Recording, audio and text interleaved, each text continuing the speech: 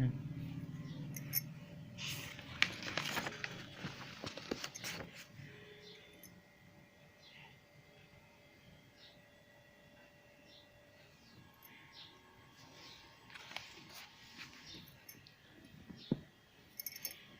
10वीं में आप सभी का स्वागत है। मैं आज विषय के अंतर्गत लेके आई हूँ संस्कृत में प्रयोजना कार्य। प्रयोजना कार्य संस्कृत का प्रोजेक्ट कार्य है। जैसे पहले पूर्व में बताया जाता था, 9th क्लास में भी जान रहे हैं। तो ये प्रयोगात्मक कार्य है जो पाठ्य पुस्तक पर ही आधारित होता है और इन्हीं में से ही कुछ कार्य आपको दिया जाएगा, जिसको आपको चुन करके तीन कम से कम तीन आपको लिखते जाना है। तीन में कैसे, जैसे फर्स्ट प्रयोजना कार्य प्रश्न क्रमांक 1 है। प्रयोजना कार्य विभिन्न पाठों में आए हुए संधि, समास, धातु रूप, शब्द रूप, कृदंत, तद्धित, वाच्य, अव्यय, कारक आदि का संकलन करते हुए स्पष्ट करना है। इसमें सबसे पहले आपको संधि दिया गया है। संधि यहाँ पर दिया गया है, इनमें से कोई 3, जैसे संधि विच्छेद करना है, उसके प्रकार लिखना है, नाम लिखना है। लोष्ठम औदत, लोष्ठम धन औदत व्यंजन संधि है। इसी तरह से आप अलग अलग अपने इच्छा अनुसार से कोई 5 संधि लिख करके संधि का नाम लिख सकते हैं।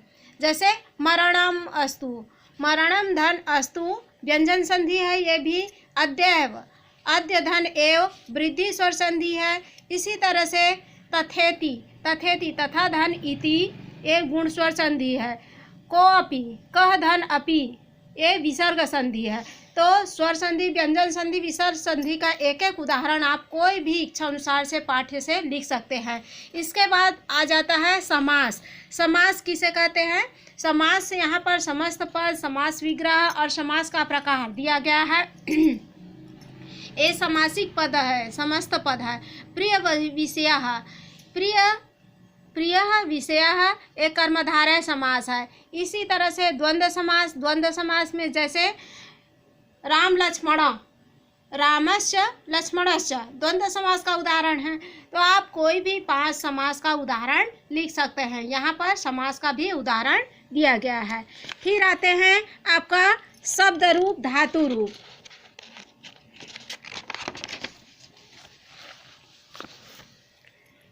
समास में अव्ययी भाव समास का भी उदाहरण लिख सकते हैं, कर्मधारय का भी लिख सकते हैं, नए तत्पुरुष समास का भी लिख सकते हैं। जो आपको इच्छा लगेगा 5 समास का उदाहरण लिखेंगे। इसके बाद धातु रूप, तीसरा है धातु रूप। धातु रूप किसे कहते हैं? इच्छामि, इस धातु से बना हुआ है और ये लट लकार है, उत्तम पुरुष एक वचन। आप कोई भी ले सकते हैं, जैसे पठति, पठ धातु है, लट लकार, प्रथम पुरुष एक वचन। इसी तरह से इसमें से आप चुन करके कोई भी 5 धातु रूप ऐसी कॉलम बना करके धातु रूप, मूल रूप, लकार, पुरुष, वचन लिख सकते हैं। फिर शब्द रूप। शब्द रूप में शब्द रूप मूल शब्द, लिंग, विभक्ति, वचन।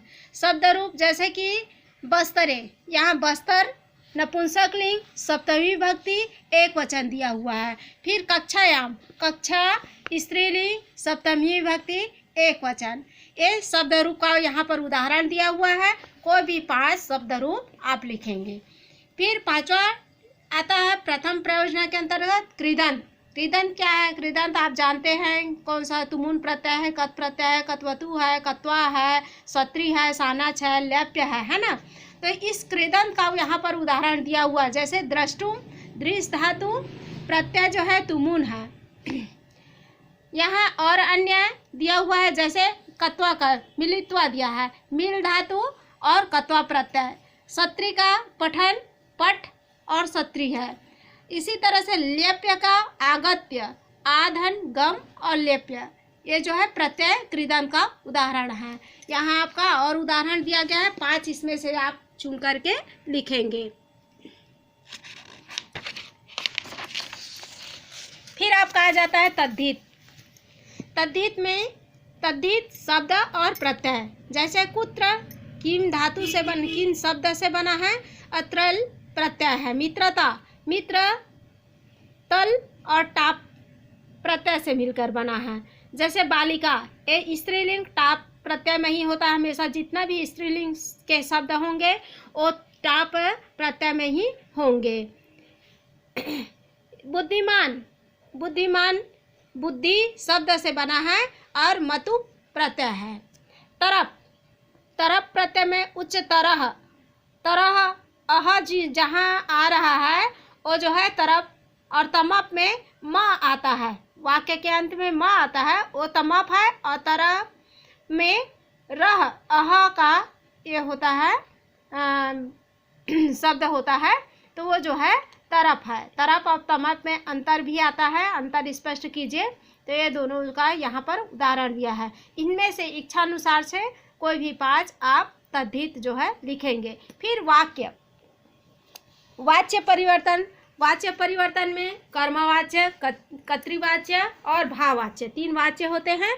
तीनों वाच्य में आपको कोई भी परिवर्तन करना है। जैसे कर्तृवाच्य से कर्मवाच्य बदलना है, अनुजा पाठम पठति, अनुजेन पाठः पठ्येत। आप कोई भी इसमें से शब्द और यानी कि वाक्य जो है लिख सकते हैं, कोई 5। तव पुस्तकम पठतः, ताभ्याम पुस्तकम पठ्येत, सः तव पश्यति, तेन तव दृश्येत, अहम सूर्यम पश्यामि, मया सूर्यः दृश्यते। कर्तृवाच्य से कर्मवाच्य में परिवर्तन करना। फिर इसके बाद आ जाता है कर्मवाच्य, कर्तृवाच्य से भाववाच्य, बालका क्रीडति, बालकेन क्रीडयेत, शिशु स्वपिति, शिशुना सुप्येत, छात्रा तिष्ठन्ति, छात्रा है स्थित्येत। ये जो है कोई भी आप इनमें से वाच्य परिवर्तन में लिख सकते हैं। इसके बाद आ जाता है अव्यय। अव्यय का वाक्य प्रयोग आप सभी जानते हैं, कक्षा 6वीं से पढ़ते आ रहे हैं। कोई भी 5 अव्यय शब्द लेकर के उसका वाक्य रचना आप कर सकते हैं। यहाँ पर वैसे दिया हुआ है अत्र, अत्र माने होता है यहाँ, त्वम अत्र आगच्छ, इति संस्कृतम इति मम प्रिय विषयः, कुत्र भवान कुत्र गच्छति, श्वः आने वाला कल के लिए अहम, श्वः अहम खेलिष्यामि, अपि अहम अपि पठामि। कोई भी आप सर्वत्र वायुः विद्यन्ते, कोई भी शब्द आप ले सकते हैं। अव्यय में बहुत सारे अव्यय शब्द है, 2000 से अधिक अव्यय शब्द है जिनका वाक्यों में और वचनों में, विभक्तियों में, लिंगों में कोई परिवर्तन नहीं होता, वो अव्यय कहलाता है।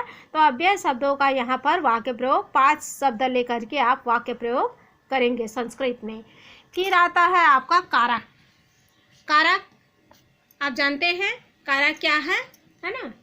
जैसे कारक में और पहले में दिया गया है शब्द रूप में, तो कारक का पहचान करना है। बस्तर दिया है, बस्तर मूल शब्द है, इसका नपुंसक लिंग है, विभक्ति सप्तमी है, एक वचन और अधिकरण कारक है। अधिकरण कारक में आप प्रथम विभक्ति है कि द्वितीय तृतीय ये भी लिख सकते हैं, है ना। तो कारक आप जो है 5 चुन करके लिखेंगे। फिर दूसरा प्रयोजन आता है प्रश्न क्रमांक 2। प्रयोजन क्रमांक 2, कठिन शब्दार्थ, पाठसार, सुभाषित और सूक्ति लेखन। तो इसमें आप जो है शब्दार्थ लिखेंगे, कोई भी पाठ के 5 शब्दार्थ कठिन शब्द लिखेंगे, और सूक्ति 5 सूक्ति और 2 सुभाषित श्लोक लिखेंगे पाठ्य पुस्तक से। तो ये दूसरा परियोजना का ये है ना प्रश्न है। दूसरा परियोजना में क्या क्या लिखना है आपको, सुभाषित श्लोक 2 और 5 सूक्ति और 5 कठिन शब्द।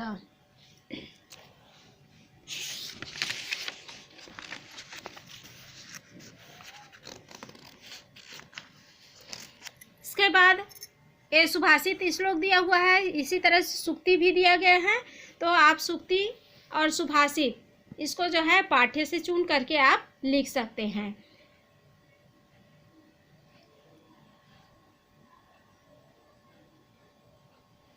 तीसरा प्रयोजना कार्य है रचनात्मक, सृजनात्मक, सृजनशीलता पर आधारित प्रायोगिक कार्य। रचनात्मक और सृजनात्मक कार्य है। रचनात्मक कार्य जैसे कि हम जो है कुछ रचना करते हैं, जैसे मेला है ना, मेला में क्या क्या देखें इनके बारे में आप लिख सकते हैं। और सृजनात्मक कार्य जो हम सृजन करके, जैसे पुष्प है, वृक्ष है, फल है, फूल है, पक्षी है, वादन है, वस्त्र है, अपना दीन है संस्कृत में, इन सभी का जो नाम हम जो है शब्दकोश का निर्माण करते हैं, ये जो है सृजनात्मक रचनात्मक कार्य प्रयोजना कहलाता है। तो इसमें हम जो है कोई भी 5 पुष्पों का नाम, कोई भी 5 फलों का नाम, कोई भी 5 वृक्षों का नाम, कोई भी 5 पक्षियों का नाम, पशु पक्षियों का, तो इसमें से कोई 3 को चुन करके आपको लिखना है। दिया गया है पशु पक्षी वृक्ष पुष्प फल, है ना, तो सब्जियों का नाम, तो इसमें से कोई आपको चुन करके लिखना है। जैसे पुष्प है लिख लिए, फल लिख लिए, तो पशु पक्षी का नाम 3 जो है 3 में से 5-5 नाम तीनों का आप लोग लिखेंगे, फलों को, पुष्पों को और पशु पक्षियों को। आपकी इच्छा है क्या आप लोग लिखेंगे, जो बच्चे जो है लिखना चाहें, किसी 3 का 5-5 नाम। फिर इधर आता है जंगली पशु है, पक्षी है, जली पशु है और आपका वाद्य यंत्र है, वस्त्र है। तो इनमें से भी आप कोई 2 को लिखेंगे, जंगली पशुओं को, वाद्य यंत्रों को और परिधानों को 3 को लिखेंगे, 5-5 नाम।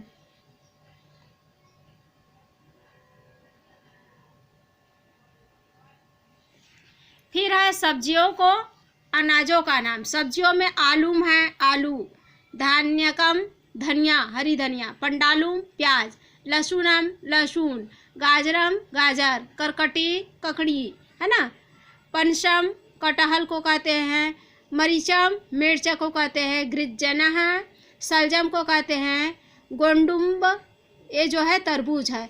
आपको जो सरल लगेगा उसी को आपको लिखना है।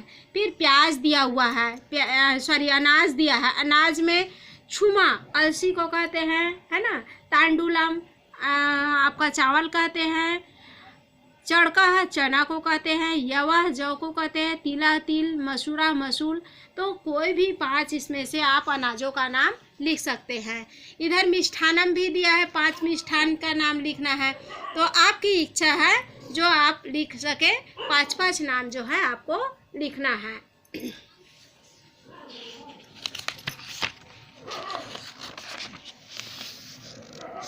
इसके बाद आ जाते हैं दिन माह ऋतुएं, इनको पूरा लिखना है आपको। दिन जो सप्ताह में, सप्ताहे कति दिनाः सन्ति, सप्ताहे सप्तदिनाः सन्ति। सप्ताह में जैसे रविवासरः, सोमवासरः, मंगलवासरः, बुधवासरः, गुरुवासरः, शुक्रवासरः, शनिवासरः। मासे कति माह सन्ति, मासे कति माह सन्ति, माह में 12 माह, वर्षे 12 माह सन्ति। वर्ष में 12 माह होते हैं, वर्षे 12 माह सन्ति। मैंने जैसे चैत्र से शुरू होता है, चैत्रः, वैशाखः, ज्येष्ठः, आषाढ़ः, श्रावणः, भाद्रपदः, आश्विनः, कार्तिकः, मार्गशीर्षः, पौषः, माघः, फाल्गुनः। यह जो है 12 माह संस्कृत में दिया हुआ है। ऋतुएं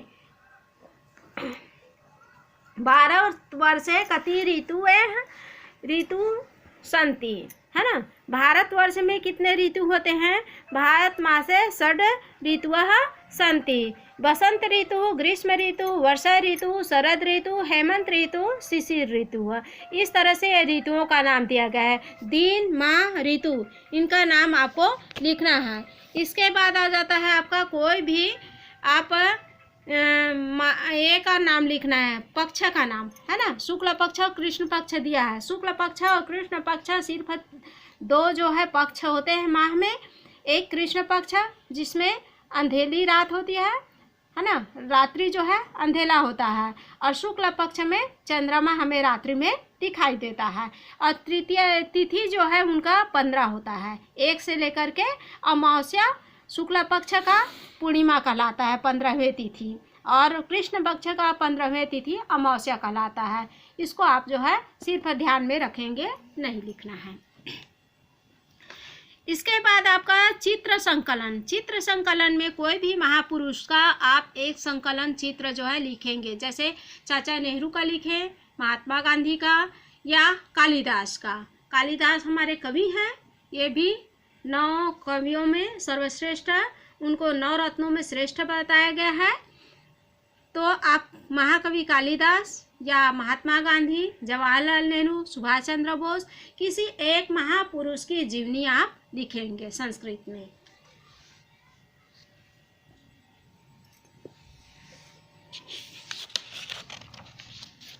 फिर ये आता है आपका तीसरा प्रयोजन कार्य के अंतर्गत संधि समास कृदंत, ये तो सब हो गया है ना, ये संकलित के पाठ का ही अंतर्गत में है। इसके बाद आता है आपका मौखिक कार्य। मौखिक कार्य में जैसे आपको श्लोक पूछ दिया जाएगा, लयबद्ध आपको गति के अनुसार से, यति के अनुसार से, धारा प्रवाह, आपको श्लोक का उच्चारण करके आपको मौखिक प्रश्न किया जाएगा, या सूक्ति का पूछ दिया जाएगा, या कोई भी चित्र दे दिया जाएगा जैसे कमल या साला, है ना, कमल या साला, इसके बारे में आप 5 लाइन संस्कृत में बोलिए। तो आप कमल या साला के बारे में बोल सकते हैं, या मयूर के बारे में, राष्ट्रीय पक्षी है हमारा मयूर, इसके बारे में। तो आपको इसके लिए भी तैयारी करना है। तो ये चित्र को देख करके आपको 5 वाक्य लिखना है किसी एक पर, जितने मैं अभी बोली हूँ, या विद्यालय के बारे में लिखे, या कमल पुष्प के बारे में लिखे, या आपका पुस्तक के बारे में लिखे, मम पुस्तकम, है ना। तो किसी एक के विषय पर केवल एक जो है आप लिखेंगे। ये जो है आपका प्रयोजना कार्य है। सभी को प्रयोजना कार्य में जो है प्रयोजना कॉपी में करना है, और इसको जो है करके आपको तत्काल ही विद्यालय में जमा करेंगे। अपना अपना नाम, विषय, कक्षा, ये सभी जो है उसमें दर्शाएंगे, और ये कॉपी जो है आप खरीद लेंगे। और सभी बच्चे जो है नियमित, जैसे आपको दिया गया है ग्रुप, उस ग्रुप के हिसाब से आप जो है विद्यालय जाएं। विद्यालय में आपका अध्यापन कार्य भी होगा, साथ ही साथ प्रैक्टिकल भी करवाया जाएगा। धन्यवाद।